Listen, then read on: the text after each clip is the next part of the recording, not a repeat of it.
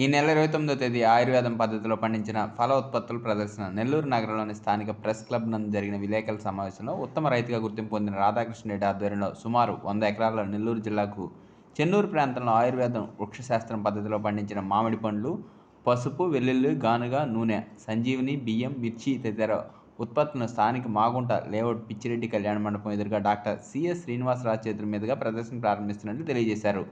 కావున నెల్లూరు ప్రజలు ఉపయోగించుకోవాలని కోరారు. ఈ కార్యక్రమంలో రాధాకృష్ణ రెడ్డి, రామ్మోహన్ రెడ్డి, విజయ్ కుమార్, వెంకటేశ్వర రెడ్డి తదితరులు పాల్గొన్నారు.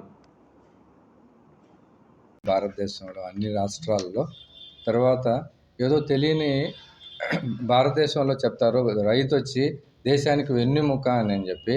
సో ఆ ఉద్దేశంతో జై జవాన్ జై కిసాన్ అనే ఉద్దేశంలో ప్రతి ఒక్క సైనికుడు వాళ్ళ పిల్లవాడిని ఏంటంటే ఇప్పుడు ఉన్న పరిస్థితుల్లో సైన్యానికి పంపిస్తున్నారేమో, కానీ మా నాన్నగారు మాకు చెప్పింది ఏంటంటే అండి, మేము ఎంతో కష్టపడి మిమ్మల్ని చదివిపిస్తున్నాము, మీరు ఎటువంటి పరిస్థితుల్లో వ్యవసాయానికి మాత్రం రాకూడదు, మీరు ఉద్యోగాలు చేయాలంటే నాకు భారతదేశంలోని అత్యున్నత కంపెనీలో జాబ్ వచ్చిన 10 మందికి ఉద్యోగం ఇవ్వాలనే ఉద్దేశంతో నేను అటువైపు నిర్మాణ సంస్థ వైపు వెళ్ళాను. ఆ మిస్సెస్ పేరు మీద గాయత్రి కన్స్ట్రక్షన్స్ కంపెనీ పెట్టి భారతదేశంలో ఎన్నో పైప్ లైన్స్, తాగే నీళ్లు ప్రజలకి ఇవ్వడం జరిగింది. తర్వాత మైనింగ్ రంగంలోకి వచ్చాను. వచ్చిన తర్వాత ఏదో తెలియని లోటు ఏంటంటే, మనం మంచి ఫుడ్, నేను రాజస్థాన్లో బికనీర్లో ఉన్నప్పుడు అక్కడ ఎంతోమంది హరిత విప్లవం పేరుతో అక్కడి నుంచి పక్కనే ఉన్నటువంటి హర్యానా కానీ పంజాబ్ స్టేట్లో ఎక్కువ మంది కారణాలు ఈ అధిక దిగుబడి హరిత విప్లవం పేరుతో ప్రతి ఇంట్లో ఒక మనిషి క్యాన్సర్ పేషెంట్లు ఉన్నారు.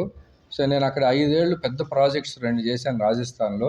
ఇవి చూసి నా మనసు వికలం చెంది, ఈ క్యాన్సరు ఇటువంటివన్నీ లేకుండా మన పాతకాలపు వాళ్ళు ఎలాంటి మంచి వ్యవసాయం చేస్తున్నారా, ఇవన్నీ వైండప్ చేసి నేను వ్యవసాయం చేస్తే బాగుండు అని ఆలోచించి ఫస్ట్ మా కుటుంబ సభ్యులకి చెప్పడం జరిగింది. ఏ ఒక్కరు కూడా దాన్ని ప్రోత్సహించలేదు అసలు. నేను నెలలో మీకు మీ అందరికీ నెల్లూరు పట్టణ ప్రముఖులు అందరికీ తెలియజేయడం అంటే మీడియా మిత్రుల ద్వారా, నేను ఎంతో మా దగ్గర కంపెనీలో నేను అత్యున్నతంగా పోయే మంచి బిజినెస్లు చేస్తున్న వ్యక్తిని వ్యవసాయానికి రావాలంటే ఎవరూ ఒప్పుకోలేదన్నమాట. కానీ నాకు భగవంతుడి ఆశీస్సులతో రైతు కుటుంబంలో పుట్టా కాబట్టి ఆ జీన్స్ ఉండబట్టి, వ్యవసాయం మీద మక్కువ ఉండబట్టి ఒక మంచి గురువుని నాకు భగవంతుడు ప్రసాదించాడు అని చెప్తున్నాను. ఆయన ఏంటంటే పాతకాలపు మునులు ఋషులు చేసిన వ్యవసాయ పద్ధతిలో వృక్ష ఆయుర్వేద పద్ధతి అని చెప్పి ఆ రోజుల్లో ఎలాగా వాళ్ళు అంత హెల్తీగా ఆనందంగా ఉన్నారు అని పరాశర మహర్షి వీళ్ళందరూ ఏంటంటే కొన్ని గ్రంథాలు రచించారు. దాన్ని బట్టించి నాకు విద్య నేర్పిన ఆయన గురువు, ఆయన దాని మీద రీసెర్చ్ చేయడం వల్ల ఆ విషయాలన్నీ నాకు దైవానుగ్రహంగా వాళ్ళ దగ్గర నుంచి నాకు కొన్ని నేర్చుకోవడం జరిగింది. ఆయన ఉద్దేశం ఏంటంటే, మనం పండించేటువంటిది ఏ పంట అయినా సరే, అంటే మన నెల్లూరు లాంగ్వేజ్లో పిడికిడు అంటే ట్విస్ట్, ఈ పిడికిడైనా సరే అది ఔషధంగా ఉండాలి, అది అమృతంగా ఉండాలి, అది తీసుకున్న వాళ్ళు ఆనందంగా ఆ కుటుంబం ఉండాలి. ఆ కుటుంబంలో కొన్ని కారణాల వల్ల మనం చూసాం, కరోనాతోనో ఇంకోతోనో చనిపోతే ఆ కుటుంబం చిన్నాభిన్నం అయిపోద్ది. ఆ తర్వాత ఏంటంటే వాళ్ళ స్థితిగతులు మారిపోతాయి. అలాంటి కాన్సెప్ట్ నేను దాన్ని బాగా ఆలోచించి గత 8 సంవత్సరాలుగా దీన్ని ఆలోచిస్తూ అత్యున్నత ప్రమాణాలతో మంచి న్యూట్రియంట్ ఫుడ్ ఇవ్వాలనే కాన్సెప్ట్లో మా గురువు గారు ఎంచుకున్నటువంటి ప్రతి ఒక్కటి, ఉదాహరణకి 2-3 చెప్తానండి. భారతదేశంలో అత్యధిక జింక్ ఉండే రైస్ని నేను మా క్షేత్రంలో పండించడం జరుగుతుంది. ఎలా పండించే విధానం నేను చెప్తాను.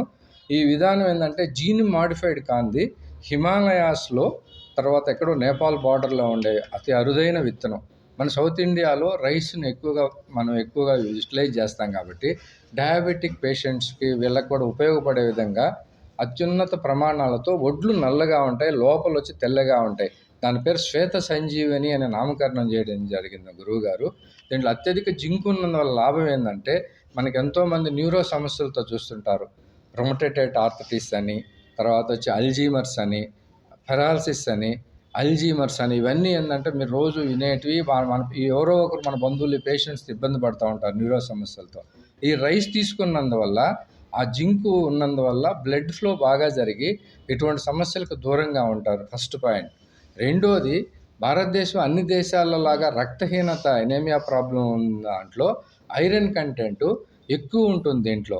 లేడీస్కి సాధారణంగా వాళ్ళకి రక్తహీనత ఎక్కువ పర్సెంట్ మనం చూడొచ్చు చిన్నపిల్లల్లో. దాని సప్లిమెంటరీగా ఈ రైస్ శ్వేత సంజీవిని ఉపయోగపడుతుంది. అదేవిధంగా ఒడ్లు నల్లగా ఉండి లోపల తెల్లగా ఉండడం క్యాన్సర్ ఆంథ్రోసైనిన్ అనే యాంటీ ఆక్సిడెంట్ ఉన్నందువల్ల ఇది యాంటీ క్యాన్సర్ ఎలిమెంట్గా కూడా రైస్ తీసుకున్న వాళ్ళకి ఉపయోగపడడం జరుగుతుంది.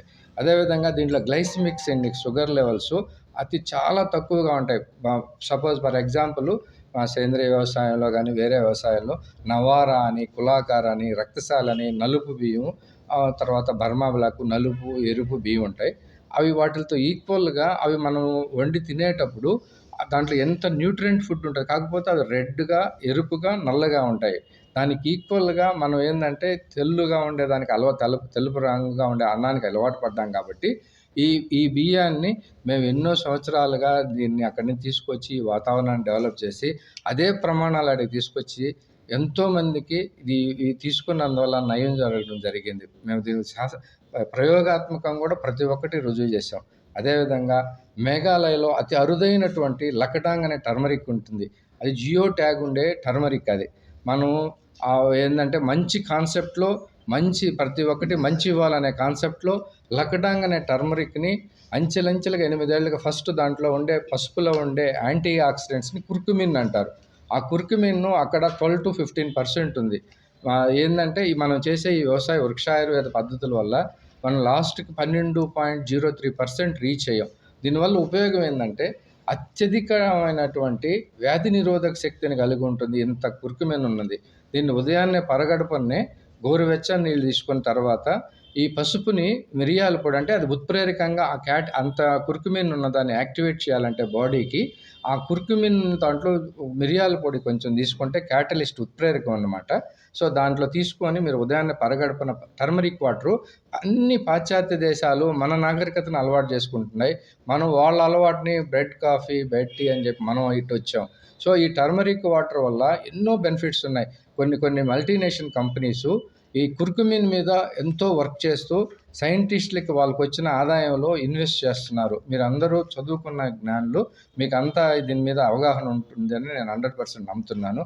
అదేవిధంగా రాత్రి కూడా గోల్డెన్ మిల్క్గా దీన్ని ఈ టర్మరిక్ని అదేవిధంగా క్యాటలిస్ట్ అయినటువంటి మిరియాల పొడితో మనకేంటంటే మనం తాటి బెల్లాన్ని కూడా మా క్షేత్రంలో తాటి బెల్లాన్ని కూడా తయారు చేసి కొద్దిమంది వేరే రైతులు కూడా ఉన్నారు. ఈ తాటి బెల్లాన్ని కూడా తయారు చేసి తాటి బెల్లంతో పాటు మీరు తీసుకుంటే ఎన్నో ఉపయోగకరాలు. చిన్న జలుబు నుంచి క్యాన్సర్ దాకా వాడేటువంటి అతి విలువైనటువంటి అతి మంగళకరమైనది పసుపుని మనం ఈ క్షేత్రంలో పండించడం జరుగుతుంది.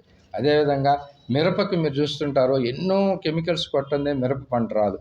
మాకు ఎంత నష్టపోయినా కానీ పర్లేదు, మా వ్యవసాయ పద్ధతులు నేను ఎలాంటి సాగుని చెప్తాను, మళ్ళీ చివరిలో చెప్తాను.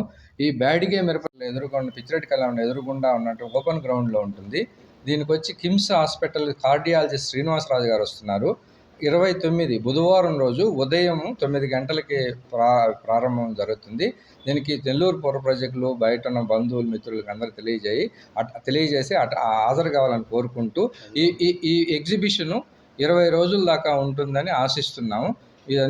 ఈ అవకాశాన్ని సద్వినియోగం చేసుకోవాలని కోరుకుంటున్నాము.